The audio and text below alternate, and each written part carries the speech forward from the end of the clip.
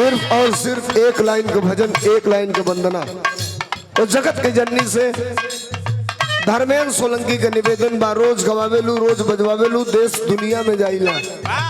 बिरहा रोज गाना बड़ी बात नहीं है।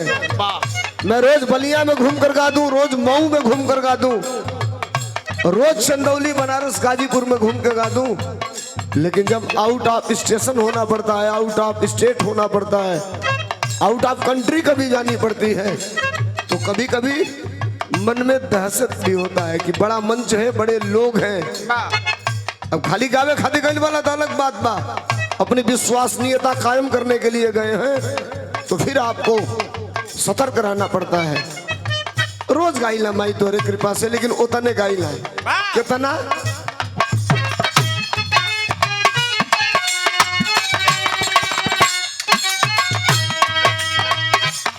उतने गाइला चेतन,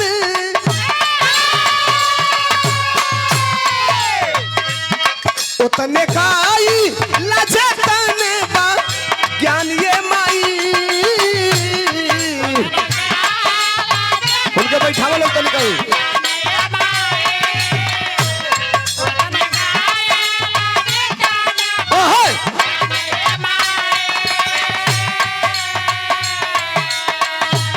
उतने गाई लाजतने बन ज्ञान ये माई, तब मिले दुनिया में सोहरत सम्मान ये माई, मिले दुनिया में।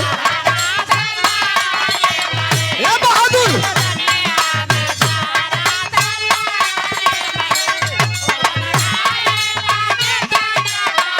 ज्ञान ये माई, उतने गाई ना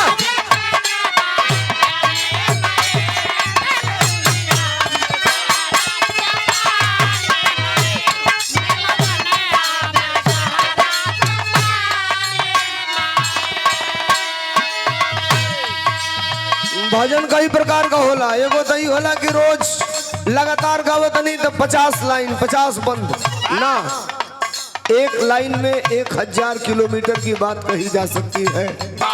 प्रयास तो करिए। कैसे? मन में विश्वास लेके करी अर्चना,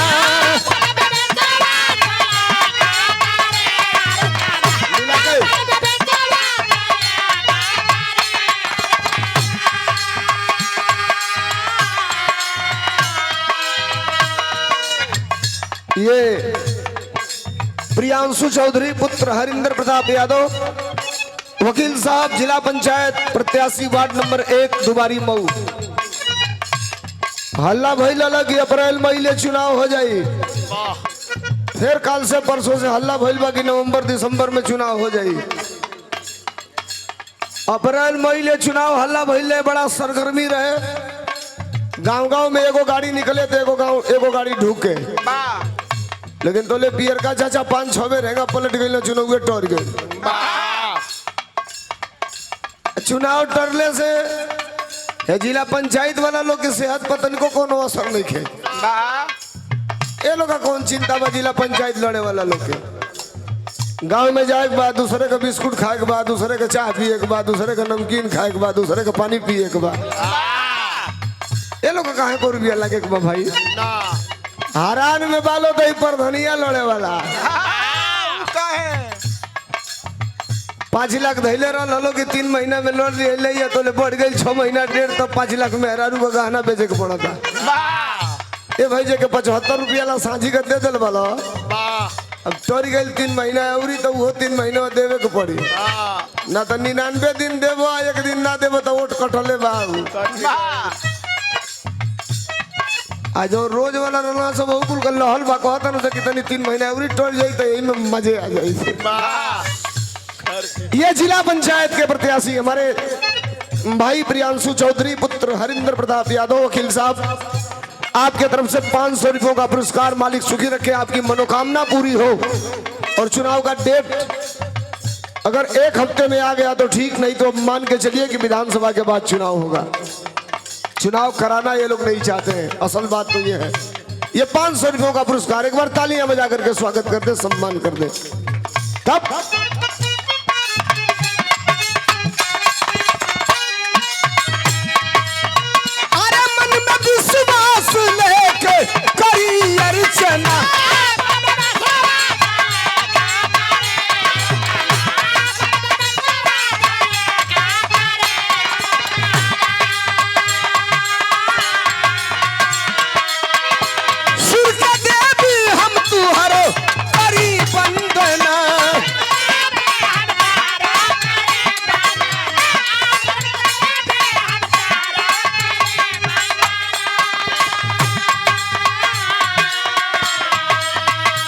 देखिया हो खाना कब, अरे देखिया हो खाना कब अभी मानिए माई।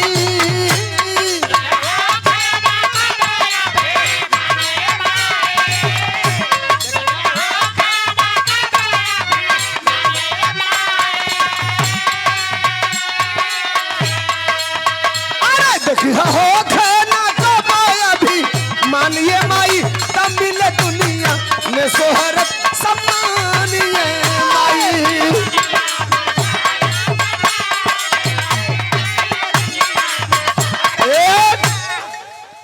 मन की तरंग मार लो बस हो गई भजन, आदत बुरी सुधार लो बस हो गई भजन।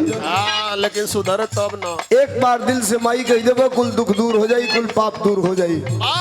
वल्दियत क्या है मेरा, आता किस खानदान से हूँ, सत्यता तो यही है क्या मास्टर। जिस खानदान से आता हूँ एक उम्मीद है, एक विश्वास है, और जगत की मदारी तुमसे एक नहीं हो रहा है, केवल इतना कृपा किए रहना। कितना नेह गुरुवर गणेश से लगवले रही,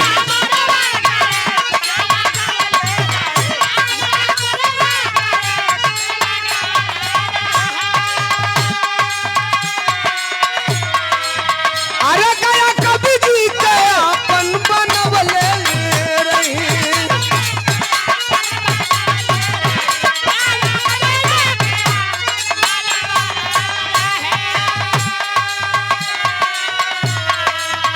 तो बनल रहे सोलंकी का पहचान ये माई,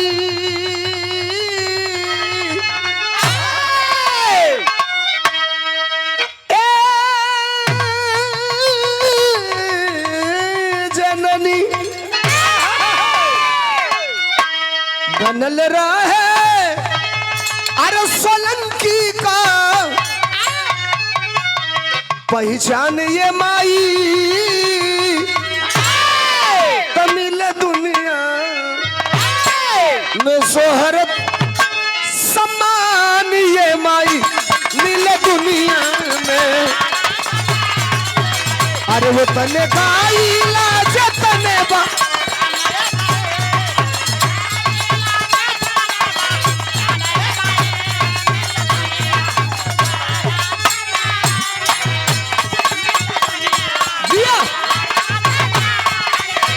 अरे मिले दुनिया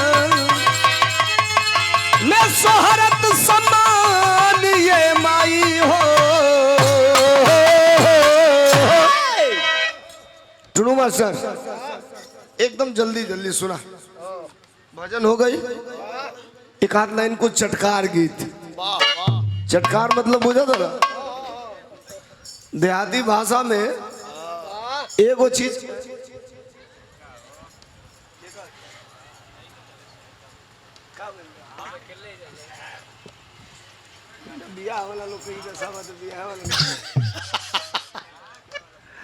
आई तनी एक आध लाइन कुछ रंगीन कही के आओ।